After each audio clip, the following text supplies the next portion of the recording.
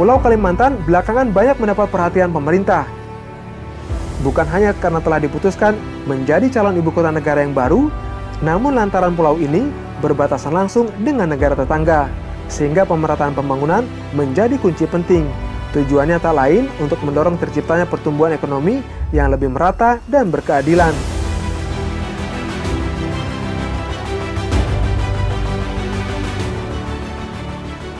Maka selain Entikong, sejumlah pos lintas batas negara di Kalimantan pun kini telah berubah wajah, yakni PLBN Nanggabadau. Pos ini terletak di Kabupaten Kapuas Hulu, Provinsi Kalimantan Barat. Pada Maret 2017, Presiden Joko Widodo meresmikan PLBN Nanggabadau.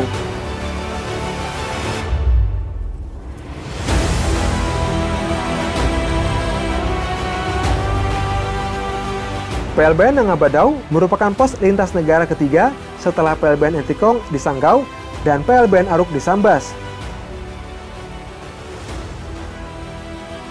Dulu waktu tempuh dari ibu kota Kabupaten Kapuas Hulu ke PLBN Nanggabadau lebih dari 4 jam. Dengan jalan yang mulus, lebar, dan banyak papan petunjuk, kini tak lagi perlu waktu yang lama. Jangan khawatir bosan selama menempuh perjalanan yang panjang. Pemandangan menuju PLBN Nanggabadau cukup indah. Hutan, bukit, hingga danau Sentrum bakal memanjakan mata. Lengkap dengan hamparan rumah adat Dayak Kalimantan Barat bernama Rumah Adat Bentang. Saya Jasriyadi, saya berasal dari kawasan Danau Sentarum, Dusun Baturawan Semangit, Kabupaten Kapuas Hulu. Aktivitas pekerjaan petani madu hutan organik. Kita jual sih biasa ke Pontianak ada juga, ke Badau ada juga, perbatasan lah intinya.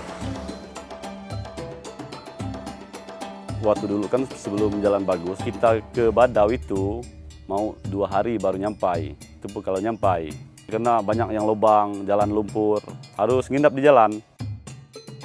Kita pun bawa bekal di jalan, supaya tidak kelaparan di jalan.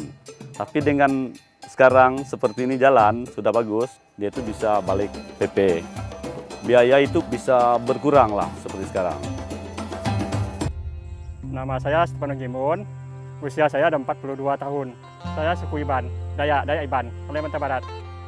Kerjanya petani padi. Sudah belasan tahun lah jalan di sini, masih rusak dulu. Kalau dulu susah bawa motornya.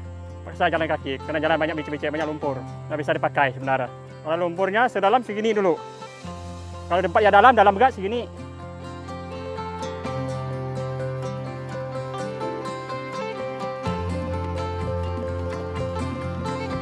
Memang menyakitkan karena jalannya rusak.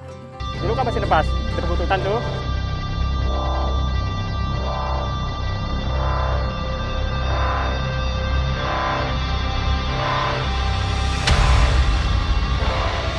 Dulu kan 4 jam dari rumah. Sekarang itu masih 10 menit saja pakai motor. Kalau jalan kaki pun nak nyampai 1 jam, paling setengah jam nak nyampai. Senang sekali, senang karena jalan dah mulus seperti ini, ladang pun dah senang, bawa alat berat pun dah senang, segala padi lah. Kita bawa pulang dah senang, 10 kali kita bunda mandir pun sudah senang. Kalau di sini hampir 20% lah yang punya sepeda motor, karena kita sekarang kan ada jalan bagus gitu. Jadi dia itu mungkin macam orang yang baru-baru pegang motor, dia kan jalan ini bagus, saya mau beli gitu. Kalau angkutan umum itu ada sih ada, cuma itu kalau lihat lubang itu banyak dia enggak mau. Bahkan mau sewa mobil ini, saya bayar 1 juta, enggak mau dia tuh. Tapi kalau kondisi jalan seperti sekarang ini, jangan ke 1 juta, berebut orang nih. 300 ya Pak, enggak saya ikut dia lah, 200 saja ikut saya ke Badau, enggak apa-apa, ganti minyak aja. Dengan kondisi jalan seperti ini. Sekarang jalannya udah agak mulus, licin gitu. Mungkin kalau bisa sih harus dijaga dengan rapi lah, jaga keamanannya yang pasti. Kebersihannya juga harus dijaga, biar awet dan juga anak cucunya kita biar merasakan.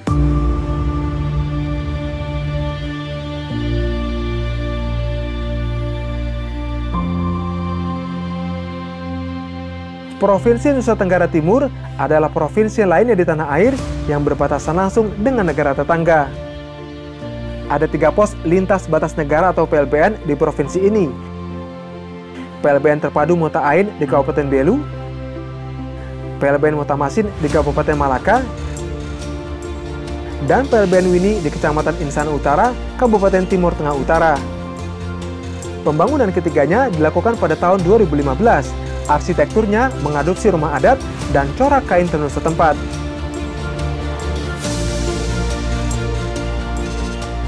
Pada dasarnya, ketiga PLBN di NTT terdiri dari bangunan utama, bangunan pencucian mobil, bangunan jembatan timbang, dan bangunan pemindai kendaraan. Lalu ada pula bangunan pemeriksaan kargo kedatangan, bangunan pemeriksaan terpadu kendaraan, pemeriksaan kargo keberangkatan, dan bangunan utilitas.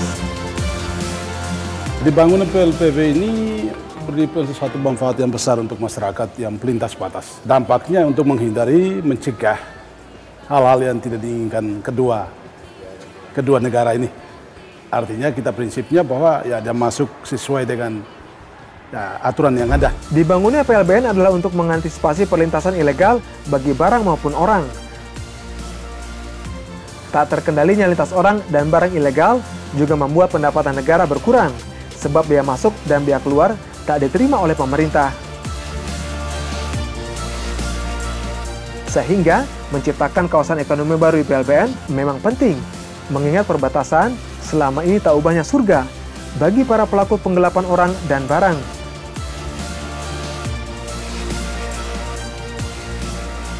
Membangun ulang pos lintas batas negara dengan segala kelengkapannya diharapkan akan mengurangi praktik-praktik ilegal di semua perbatasan di tanah air.